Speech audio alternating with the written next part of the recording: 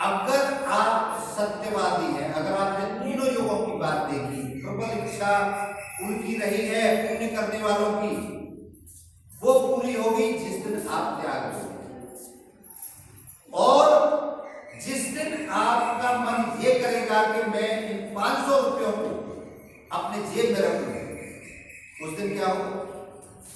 आपके मन में एक बैठता हुआ शुरू हो जाएगा।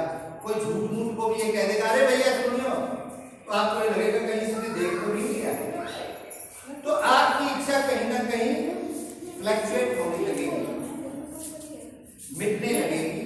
लेकिन अगर आप सत्य हैं, सत्य पर हैं, तो आप और अच्छा करते रहेंगे। हाँ जी, एक बार शुरू कर रहा है तो ऐसे कर रहा है। हाँ भैया क्या बात होता है? सत्य की जब आप राह पर चलते हैं, हो सकता है आपको एक टाइम रोटी ना मिले, हो सकता है आपको अच्छे कपड़े ना मिले, लेकिन आपकी निष्ठा और आपका स्वाभिमान अगर जिंदा है और आपकी जो इच्छा है, जो आपकी इच्छा है वो हमेशा पूरी होती रही है हर युग में। तो इस युग में कैसे पूरी होगी वो हम आज आपको बता। सब युग अलग अलग तरीके से बातें हुई, अलग अलग तरीके से जी। हम क्या करें? कलयुग है मशीनी युग, ज्ञान का युग, कर्मयुग, करने का युग, दैविक शक्तियों का युग नहीं है। तो भगवान आएंगे और ऐसे यहाँ से शुर निकलेगी और सोने का घड़ा प्रकट हो जाएगा। पुरानी कहावतें सुन रखी है, जब ईश्वर देता है तो छप्पड़ फाड़ के देता है। वो छप्पड़ फाड़ना क्या है? क्योंकि अब तो लेंटर डलवा दिए लोगों ने, छप्पड़ है तो फाड़ के कहां से दे? उन हर जो शब्द था, हर जो बात थी, वो देश काल परिस्थिति के हिसाब से जब कोई कल्पना करता है, जब कोई लिखता है, तो वो उस परिस्थिति के हिसाब से लिखता है कि जब देता है छप्पर फाड़ के देता है। तो ऐसा कभी हुआ होगा?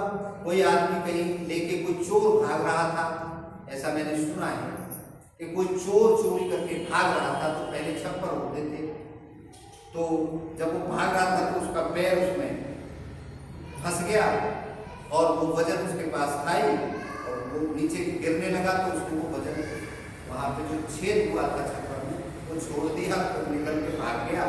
तो उस आदमी ने कहा कि अरे परमात्मा ने रात को मुझे छप्पर फाड़ के दे दिया, और हम लोग आज तक उसको ढो रहे हैं, भैया परमात्मा का भी तो देगा छप्पर फाड़ के।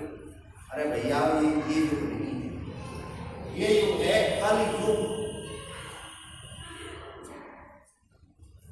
मशीनी युग, करने का युग। जो करेगा वो बढ़ेगा, उसकी इच्छा पूरी होगी। अब मैं आपसे एक एग्जाम्पल पूछता हूँ। दो चीजें हैं हमारे सामने। एक आस्था है कि मैं समर्पित हूँ, फलाने भगवान भोले मेरे को सब कुछ दे रहे हैं, ये मेरी आस्था हो सकती है। लेकिन केवल मैं भोले जी के सामने बैठा रहूं तो क्या रोटी मिल जाएगी? मिल जाएगी? नहीं मिलेगी।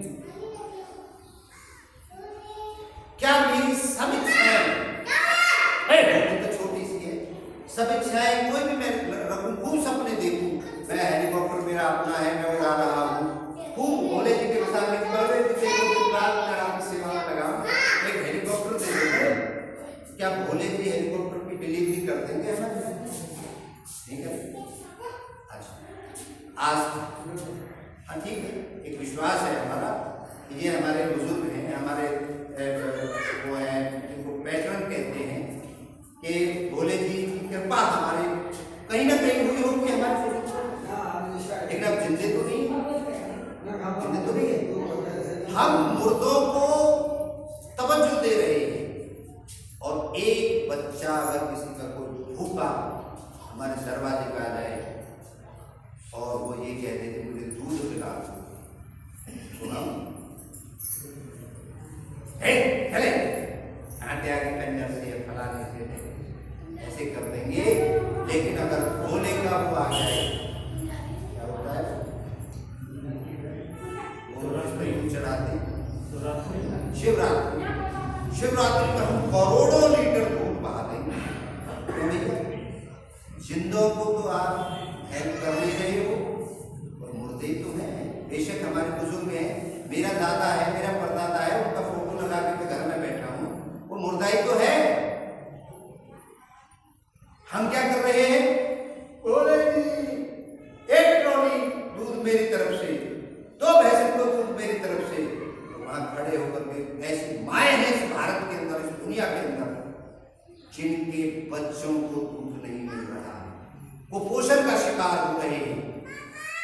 ये इच्छाएं, मैं अपनी इच्छा पूरी करने के लिए कत्ल कर रहा हूं, बलि चढ़ा रहा हूं, जीव को मार रहा हूं कि ये स्वर्ग जा रहा है।